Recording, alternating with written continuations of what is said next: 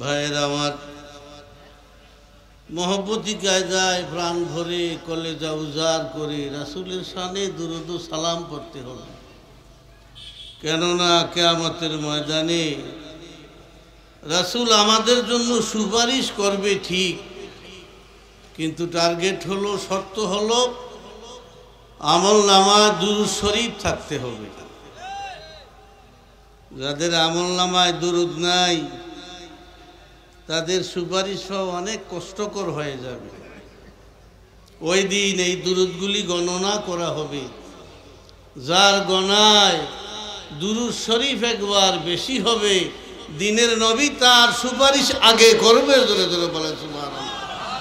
কিয়ামতের মাঠে হিসাব করিয়া করিয়া গনিয়া গো, যার আমলনামায় গনায় দুরূদ শরীফ একবার বেশি হবে, দিনের নবী তার সুপারিশ আগে করবে। কাজে নবীর প্রেমে হরে পাগল দেওয়ানা,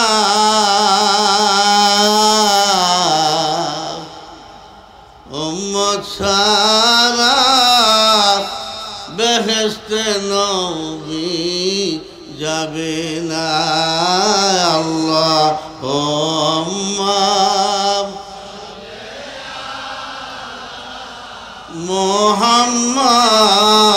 মুহাম্মাদ ওয়া আলা আলিহি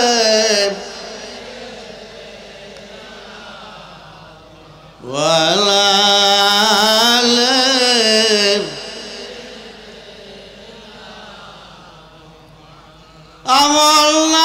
আমলনামায় দুরূদ বেশি হবে যার,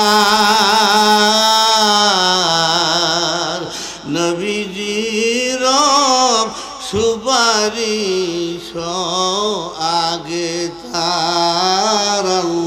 আল্লাহুম্মা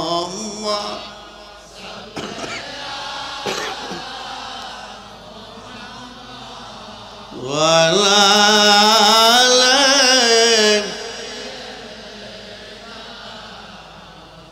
ওয়া আলা আলিহি।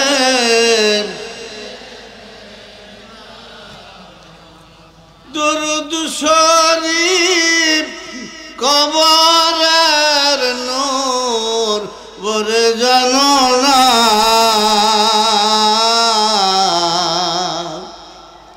তবে কেন দুরূদ শরীফ পড়ো না। আল্লাহুম্মা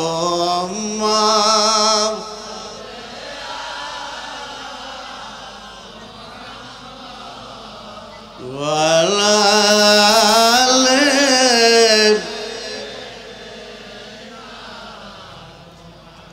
ওয়া আলা আলিহি।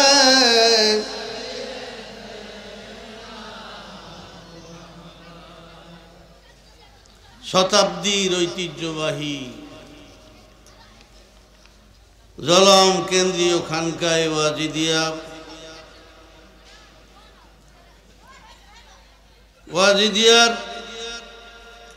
120তম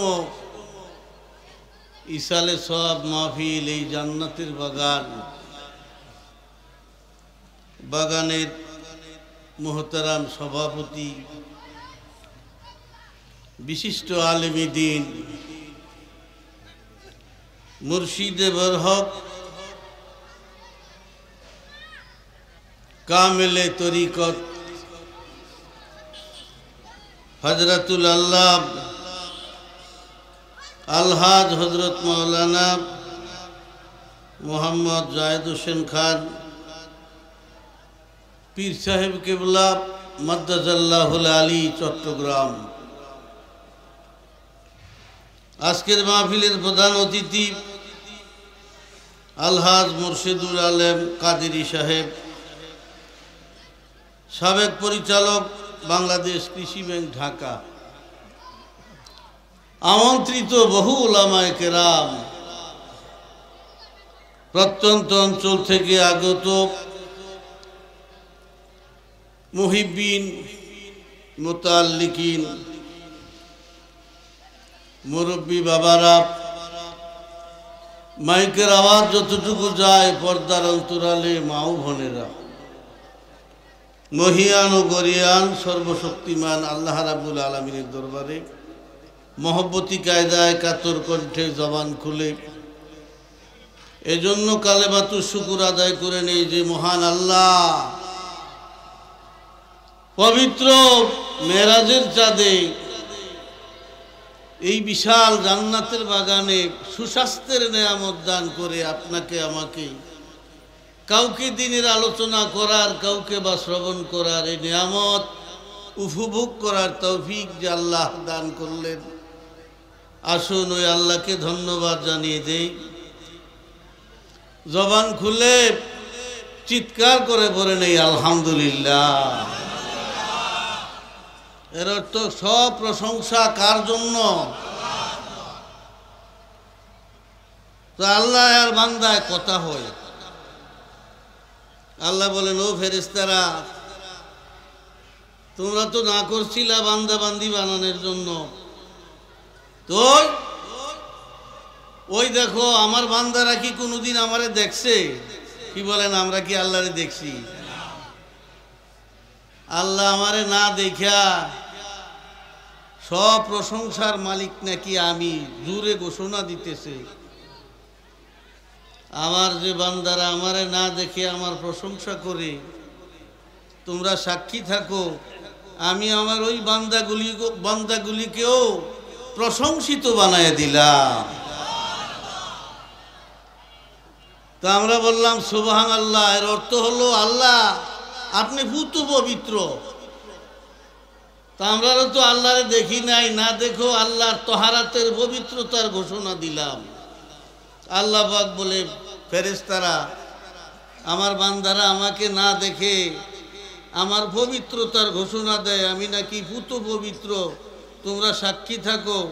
আমি তাদের জীবনের গুনাহ মাফ করে আমিও তাদেরকে পবিত্র বানায় দিলাম। ভাইরা আমার, এজন্য বেশি বেশি করে শুকরিয়া করতে হবে। শুকরিয়ার ফল অনেক মিষ্টি। सद हजारा शुक्र तेरा है मेरे परवरदिगार, लुत्फ़े तेरा बेकरेउन फजल तेरा बेशुमार, लुत्फ़े तेरा बेकरेउन फजल तेरा बेशुमार। বান্দা বলে, মাবুদ শুকরিয়া আদায় করে তো শেষ করা যাবে না।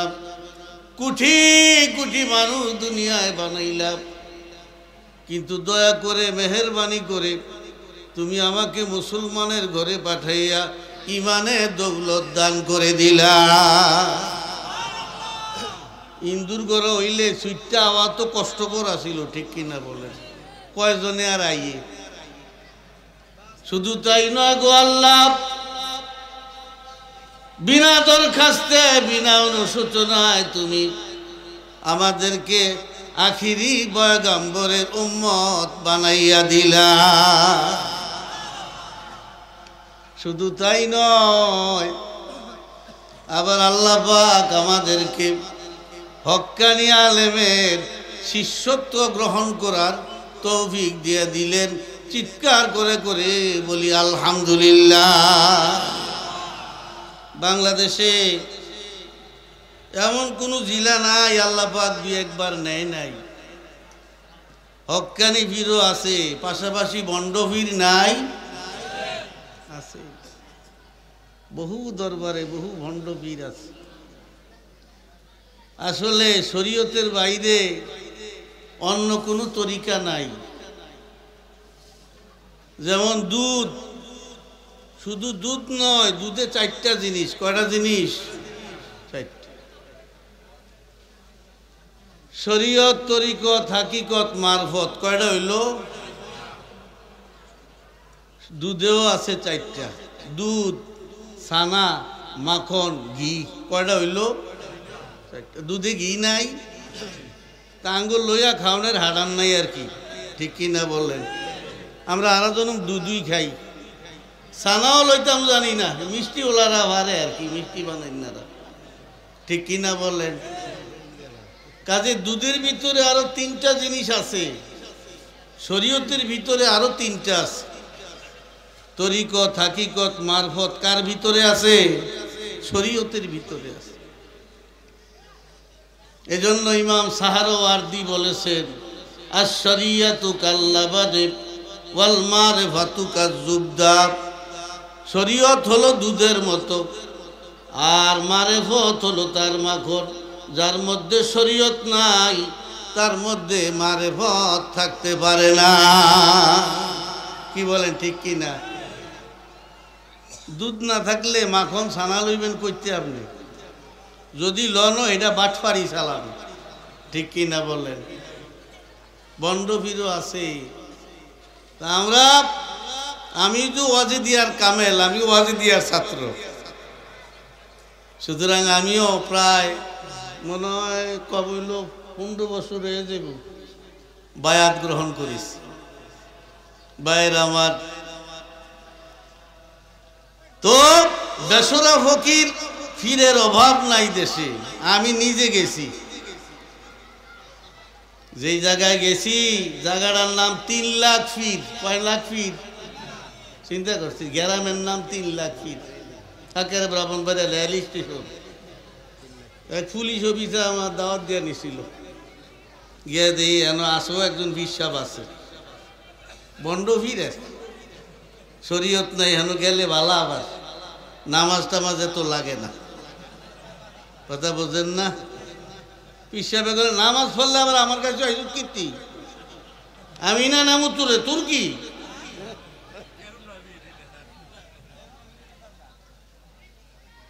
ওখানে ওয়াজ কইরা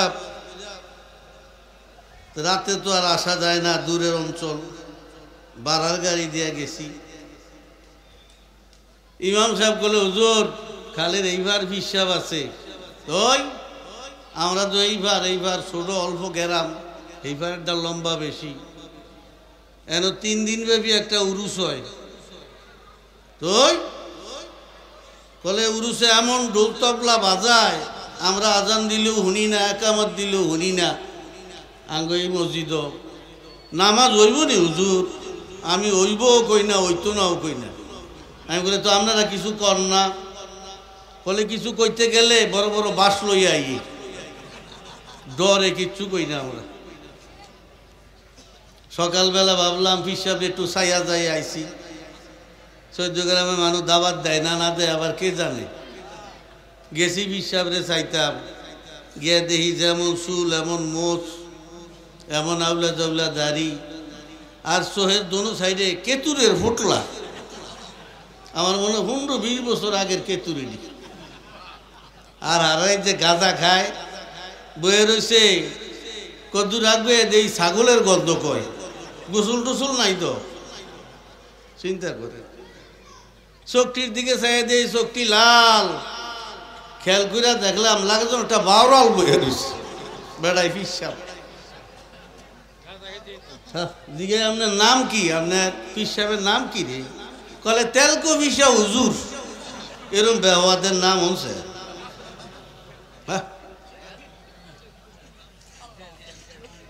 পাশের কামরায় গিয়া দেখি নারী পুরুষ সম্মিলিত মাজমা,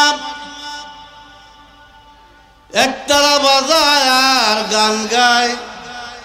তেলকো বিশার প্রেমের বাতি ওরে বান বাতাসে নিভে না, হইলে মরি তেলকো বিশার নামাজ রোজা লাগে না। তোরে কর নাউজুবিল্লাহ। তাহলে ফারতে এত মুরিদরা বুঝে তো হইছে।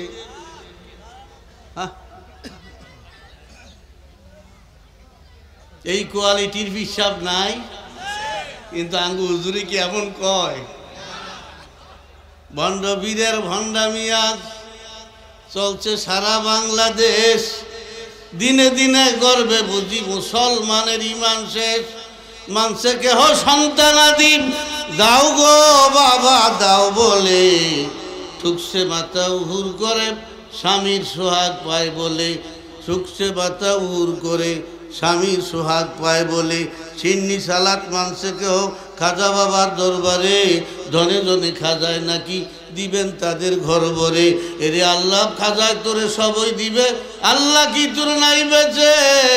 তওবা যদি না করিস তোর নামাজ রোজা সব মিশে। কোথাও আবার চলছে ফাসাদ, গদি নিশিন হইবে কে? বাপ মরিলে বেটা সারা ফিরগিরি আর করবে কে? এলেম কালাম নাই বা থাকুক কিবা তাতে আসে যায়, চক্ষু মুদে ফুক মারিলে মালভানি তো পাওয়া যায়। গন্ধে কাছে যায় না ঘেরা, প্রাণ বাঁচে না নাক ধরে, তারাই নাকি শহর কুতুব কাছে কেহ পায় ধরে। হক্কানি পীর হতে হলে কোরআন হাদিস চাই জানা, নিজে সে তো অন্ধপথিক আলিফ বাজার নাই জানা। নিজের চক্রায় তৈল্লা দিয়ে পরের চক্রা ঘুরায় যে, নাদান কুলের শিরোমণি আস্থা একটা গাধা সে। দেখতেছে শাহজালাল কেমন তরের ছিলেন বীর, হক্কের পরে লড়ত সদাব থাকতো উঁচু যাহার শির। খাইতো যদি উঠ গরুয়ার গর্ত যদি বীরখানা, ভেঙ্গে কি আর বর্ত সেদিন গৌর গোবিন্দের আস্তানা। নারে তাকবীর, নারে রিসালাত, নারে রিসালাত। ওয়াজিদিয়া দরবার শরীফ, ওয়াজিদিয়া দরবার শরীফ। আশা করি আমার কবিতাটি বুঝছেন। কি বলেন, বুঝেন নাই? অনেক কথা পীর সাহেবের কাছে মুড়ি দেবেন, এটা আপনার ইচ্ছা না আল্লাহর নির্দেশনা? ইয়া আইয়ুহাল্লাযীনা আমানুত্তাকুল্লাহ ওয়া কুনু মাস সাদিকিন। জোরে বলেন আল্লাহু আকবার। আল্লাহ পাক বলে, ও ঈমানদারেরা, যাদের জবানে কালেমা,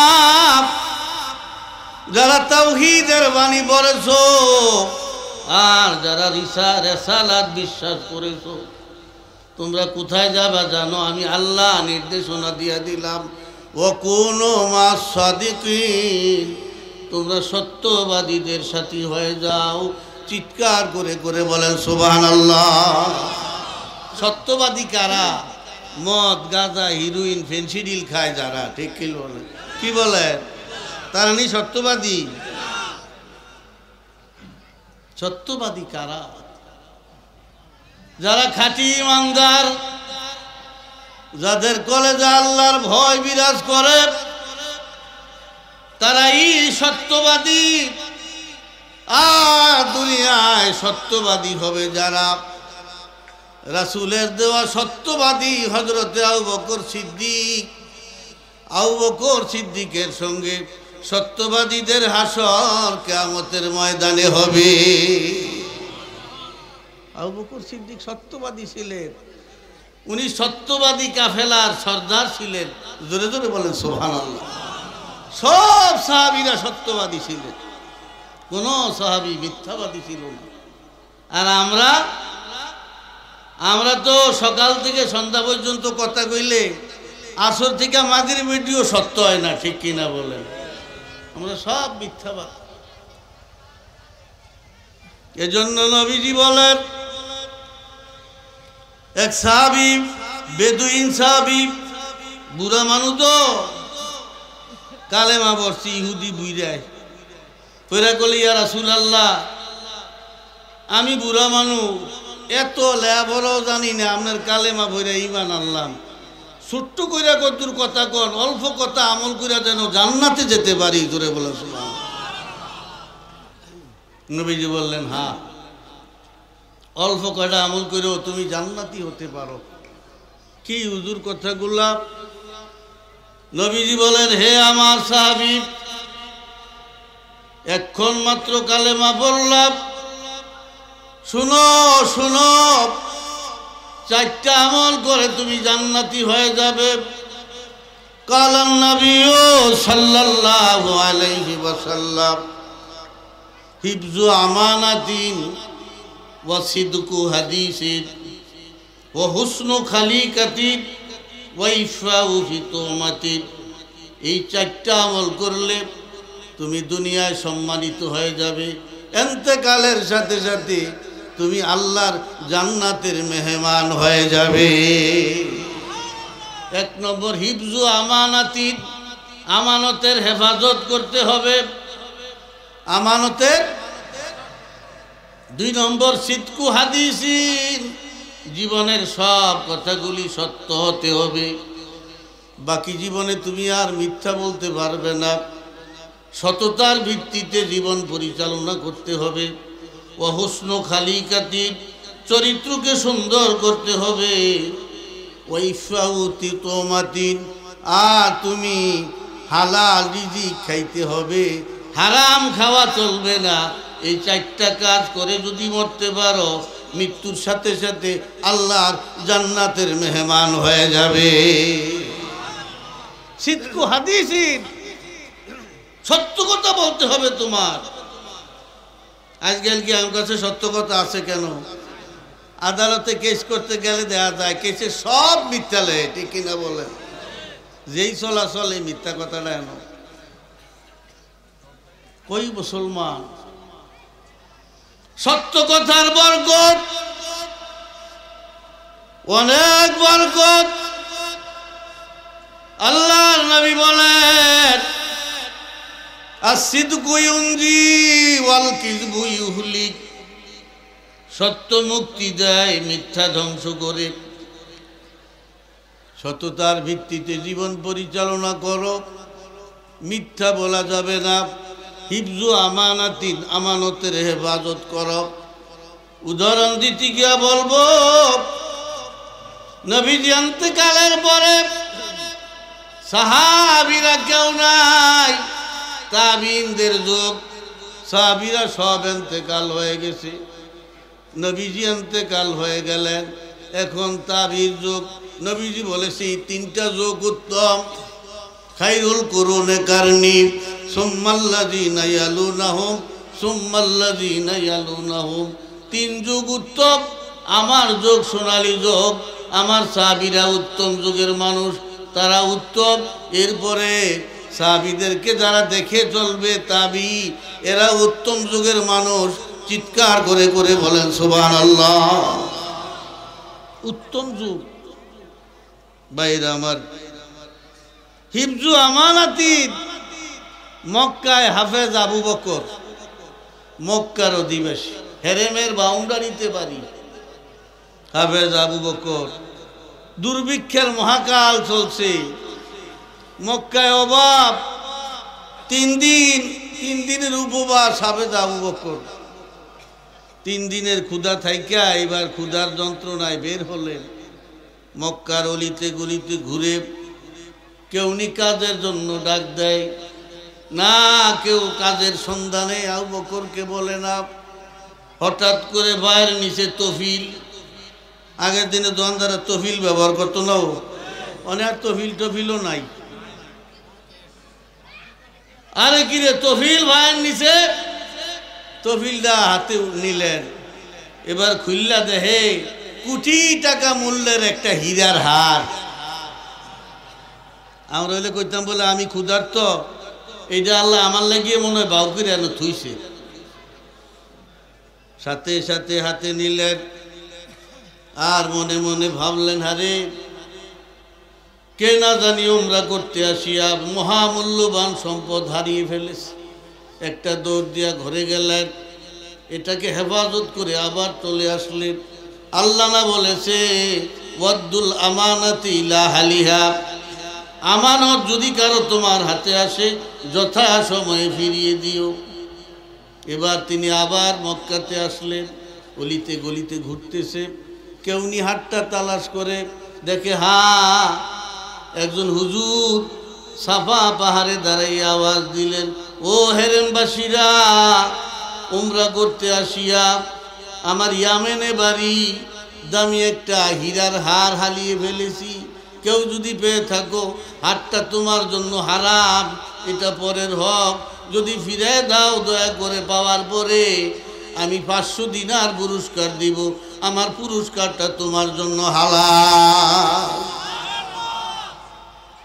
আবে যাও বকর গিয়ে আফিসি দিয়া জামা টান দিছে মুরব্বী আঙ্গবাইত কদুর আইয়েন বুঝতে বাকি নাই বাড়িতে চলে গেলেন এবার স্টেটমেন্ট দেন হাটটা কেমন আমার হাটটা এই অমুক জায়গায় এতটা পাথর অমুক জায়গায় এতটা পাথর স্টেটমেন্ট মিলে যায় হাতটা হাতে দিলেন ধরেন এটাই দেখেন আপনার হার বলে হ্যাঁ বাবা এটাই হারিয়েছি একটাই মেয়ে আমার আসার সময় বলেছে একটা হার নেওয়ার জন্য আমি অনেক সম্পদশালী মানুষ আমি কোরআনে হাফেজ আমি মাদ্রাসা করেছি মাদ্রাসার শিক্ষক আমাদের গ্রামে মুসলমান ছিল না আমার উসিলায় পুরা গ্রামের মানুষ তাওহীদের কালেমা পড়ে মুসলমান হয়ে গেছে আমি তাদেরকে আল্লাহর কালাম শিখাই পয়সা নেই না দিনের খেদমতের জন্য ধরো তোমার এই পুরস্কারটা নেও 500 দিনার বলে না মুরব্বী দুনিয়ায় যদি আমানত ফিরাইয়া দিয়া 500 দিনার পুরস্কার পেতে পারি যিনি আরশে আজিমের মালিক ওনার হাত থেকে যদি পুরস্কারটা নেই আমি ইচ্ছা করেছি আমি আপনার হাতের পুরস্কার নিব না আমানত ফিরিয়ে দিয়েছি এই পুরস্কারটা কিয়ামতের ময়দানে হাসরের কঠিন দিনে আল্লাহর হাত থেকে আমি পুরস্কার নিব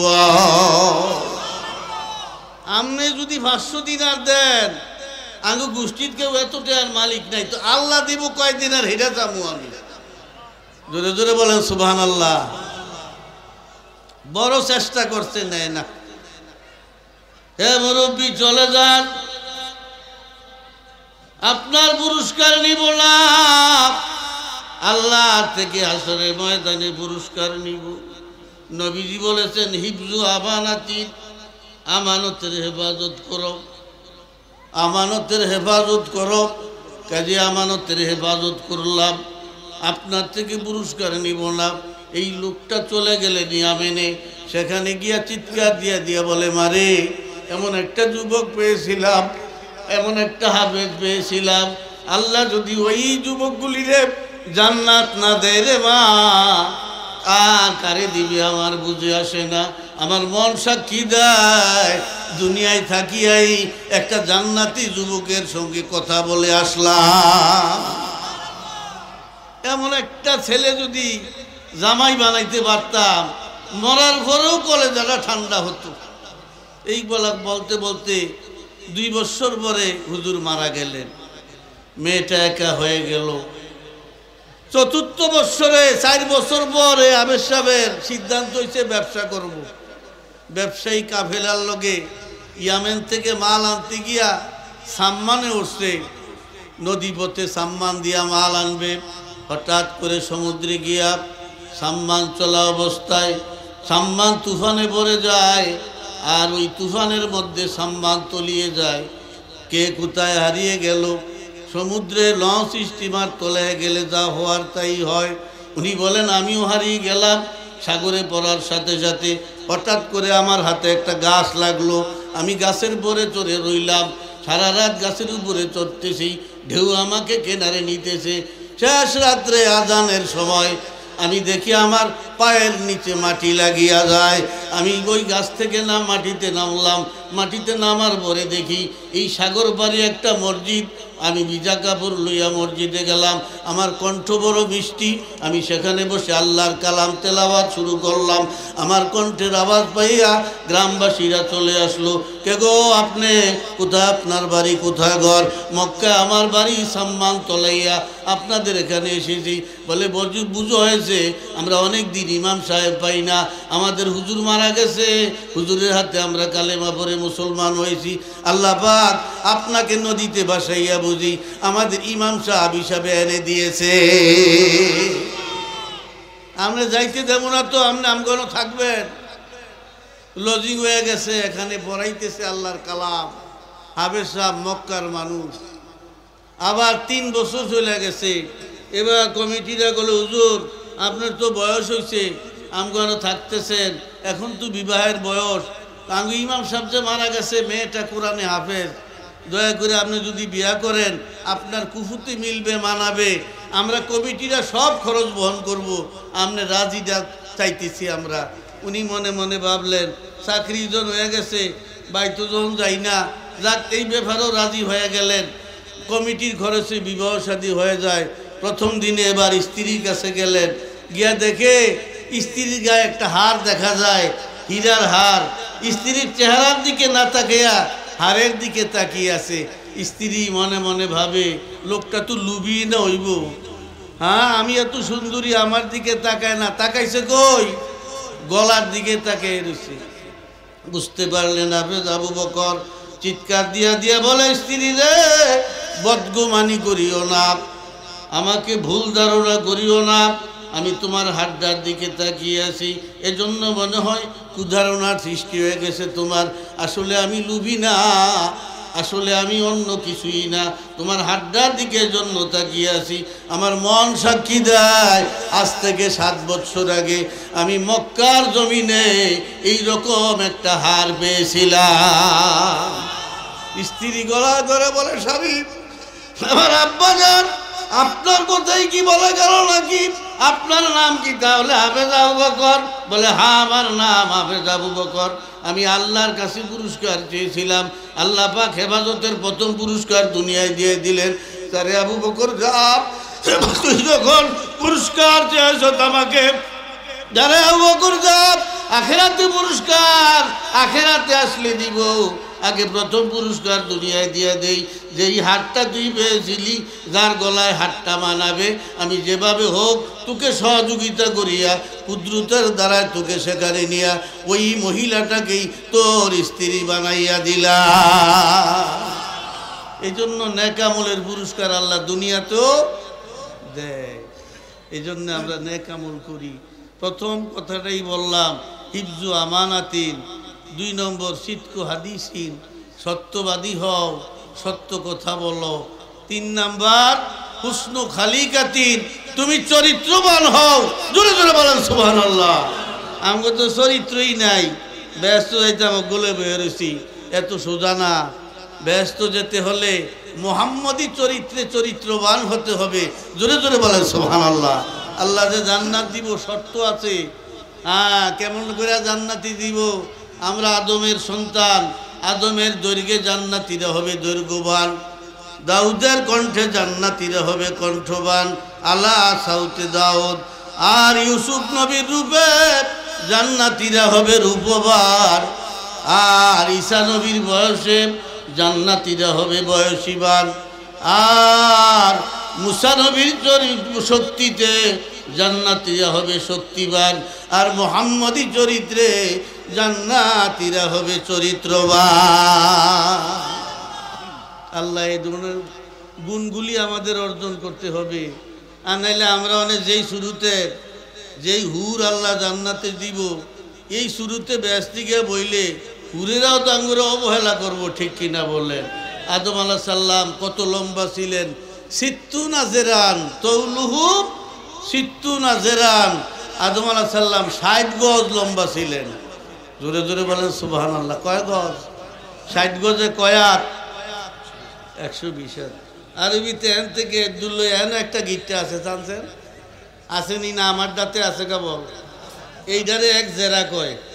আর আমরা এনতে মাফি মাইপা কই 1 হাত। আসলে কি না হাত রইল, 1 হাত হইল গো, কথা বোঝেন নাই? এই যে 1 হাত কইলাম, আতলা অর্ধেকটা রইল, উর্বি দিয়ে 1 হাত হইল গো। এটা ব্রিটিশ হাত, এটা কার হাত? ব্রিটিশ বুদ্ধি দিছে, এনতে মাইপে 1 হাত কইল। আমরা এমন সিধা এটা মাইনা নিছি, উর্বি দিয়ে যে হাত হইয়া রয়েছে এই খবর আঙ্গ। আদম আলাইহিস সালাম এই হাতে 1 হাত, তাঙ্গ এই হাতে কয় হাত? 120 হাত লম্বা, 7 হাত পার ছিলেন। এই জন্য আদমের আকৃতিতে আদম সন্তান জান্নাতে যাবে। জোরে জোরে বলেন সুবহানাল্লাহ। আমরা দুনিয়ায় যা চাই আল্লাহ জান্নাতে সব দিবে। আমরা দুনিয়াতে কি চাই? কি চাই কইতে পারবেন? দুনিয়াতে কি চাই আমরা? আমরা চাই চিরজীবন, আমরা চাই চির যৌবন, আর চাই সুন্দরী নারী, আর চাই সুন্দর একটা বাড়ি, আর চাই দামি দামি নাজ নেয়ামত। আল্লাহ নাজ নেয়ামত, চির নাজ নেয়ামত জান্নাতে রেখেছেন। সুন্দরী হুর জান্নাতে রেখেছেন, চির যৌবন জান্নাতে দিবেন, চিরজীবনও জান্নাতে দিবেন। সেখানে আর কেউ মরবে না, কাফরগুলি ময়লা হবে না। আল্লাহ বলেন দুনিয়ায় শুধু মেহনত করো, আমার কথা মতো চলো, আমি তোমাকে দুনিয়ায় পাঠাইছি কেন জানো? খালাকাল মাউতা ওয়াল হায়াতা লিয়াবলুয়াকুম আইয়ুকুম আহসানু আমালা। আমি দেখতে চাই আমি আগে মরণ সৃষ্টি করেছি, পরে সৃষ্টি করেছি জীবন। চিৎকার করে করে বলেন সুবহানাল্লাহ। জীবন কাকে বলে? জীবন কইতে পারবেন নি? জীবন কারে কয়? এই যে শ্বাস প্রশ্বাস আসা যাওয়া করে এটারে কি কয়? জীবন। মুদ্রার এইটা আইয়ে যায় কেন? এইটা চলাচলটারে জীবন কয়। জীবন কারে কয় এটারও চিনে না, কিচ্ছুই জানে না মানুষ। জিজ্ঞেস চাইছি, অথচ দোষাষ্টল বইয়া করলে হুজুররা কি জানে।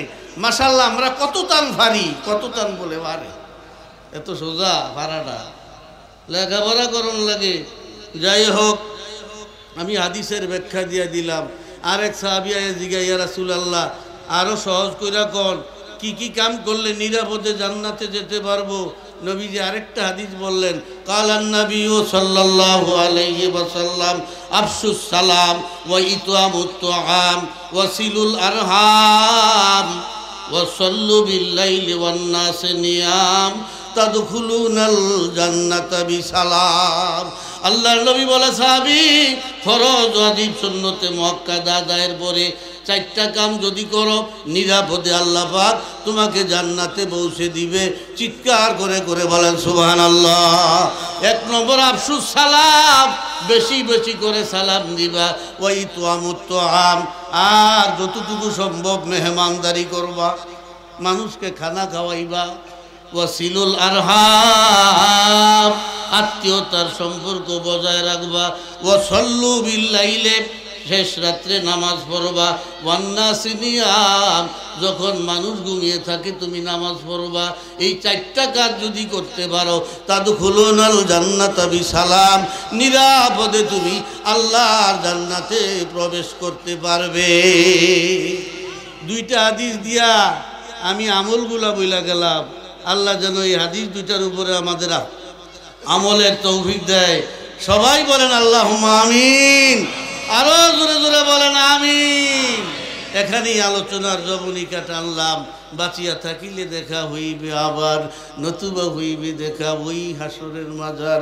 বলে গেলাম নবী ওলির স্মৃতি নিদর্শন, স্থায়ী কারো এ জগতে হবে না জীবন। হয়তো কখনো কোনো মহাগুণী জন মুনাজাতের কালে মোরে করিবে স্মরণ, মুনাজাতের কালে মোরে করিবে স্মরণ।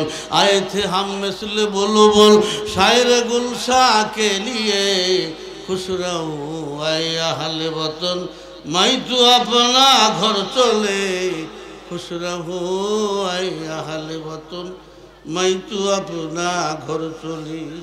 अस्सलामु अलैकुम व रहमतुल्लाहि व बरकातुहू।